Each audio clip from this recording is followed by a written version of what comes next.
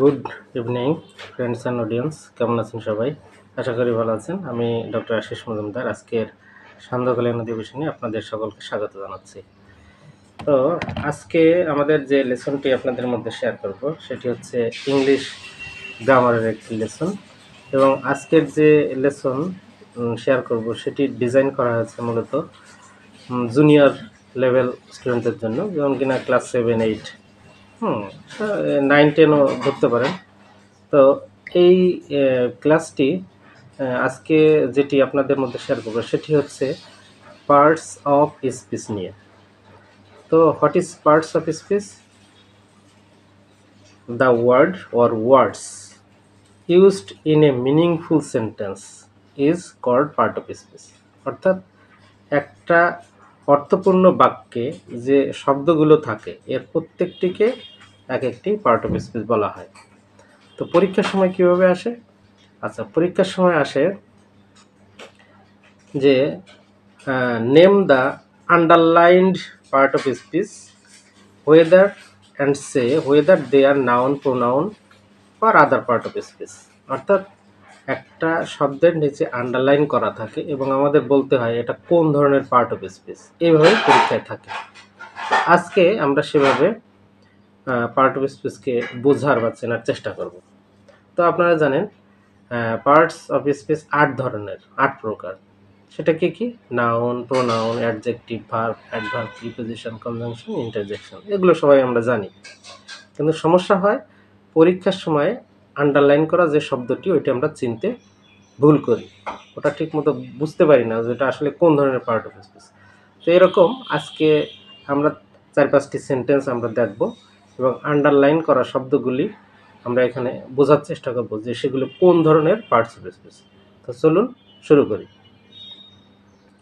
তা প্রথমে যে সেন্টেন্সটি আমি বলবো সেটি হচ্ছে রাজু ইজ রিডিং আ বুক। কি বললাম? রাজু ইজ রিডিং আ বুক। এখানে রাজুর নিচে আন্ডারলাইন আছে এবং এ শব্দটার নিচে আন্ডারলাইন আছে। তাহলে এই দুটো পার্ট শব্দ কোন ধরনের পার্ট অফ স্পিচ? আচ্ছা, রাজু এটা হচ্ছে কারো নাম, তাহলে এটা হচ্ছে কি? নাউন। আর এ অ্যান্ড দা, এই তিনটি শব্দ যে কোনো ধরনের আর্টিকেলকে বলা হয় অ্যাডজেক্টিভ। আরেকটা জিনিস খেয়াল করতে হবে, অ্যাডজেক্টিভ কখন হয়? যখন নাউনের আগে কোনো শব্দ বসে, সেটি অ্যাডজেক্টিভ। অতএব বুকের আগে এই এ শব্দটি বসেছে, এই জন্য এই শব্দটি অ্যাডজেক্টিভ। আচ্ছা, নাম্বার 2, দিস ইজ মাই বুক। কি বললাম? This is my book. This শব্দটির নিচে আন্ডারলাইন করা। আচ্ছা, তাহলে এই দিস শব্দটি কোন ধরনের পার্ট অফ স্পিচ? এটা হচ্ছে প্রোনাউন। কি ধরনের প্রোনাউন? Demonstrative pronoun. ডেমনস্ট্রেটিভ কি? দিস, দ্যাট, দোজ, কোনো কিছু নির্দেশ করে, কোনো কিছু আইডেন্টিফাই করে বা নির্দেশ করে, এটাকে ডেমনস্ট্রেটিভ প্রোনাউন বলা হয়। আচ্ছা, নাম্বার 3 আমি লিখে রেখেছি, দেখে দেখে বলছি। Birds fly in the sky. কি বললাম? Birds fly in the sky. এখানে দাগ দেওয়া আছে ফ্লাই এবং ইন, এই দুটো শব্দের নিচে। ফ্লাই শব্দটা কি? ফ্লাই মানে ওড়া, তাহলে এটা একটা ভার্ব, তাহলে এটাকে আমরা বলতে পারি ভার্ব। এবং ইন শব্দটা নিচে দাগ দেওয়া, এবার ইনটা কি? ইনটা হচ্ছে প্রিপোজিশন।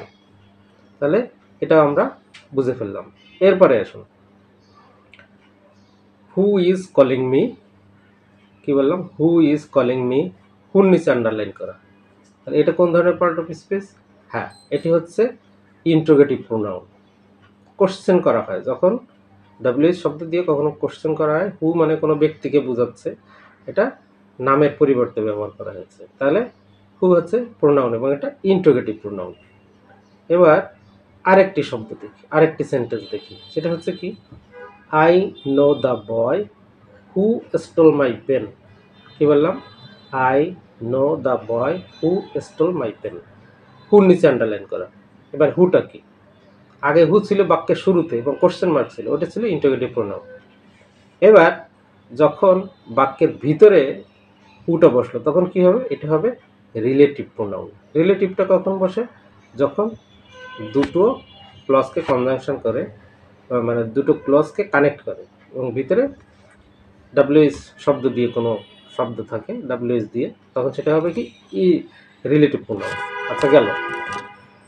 এবার আসি, the boy can write swiftly, মানে ছেলেটা খুব দ্রুত লিখতে পারে। The boy can write swiftly, swiftly এর নিচে আন্ডারলাইন করা। এই সুইফটলিটা কি, যেহেতু রাইট ভার্বের পাশে যেটা বসে ভার্বকে কোয়ালিফাই করে, তাহলে এটা কি হয় অ্যাডভার্ব। সে লেখে কিভাবে, কীরকম দ্রুত, মানে লেখাটাকে কোয়ালিফাই করছে। ভার্বকে যখন কোয়ালিফাই করে সেটা হয় অ্যাডভার্ব। তাহলে এখানে সুইফটলি শব্দটি হচ্ছে অ্যাডভার্ব। এবার আরেকটি দেখি, আরেকটি সেন্টেন্স দেখি। Alas my pet is dead.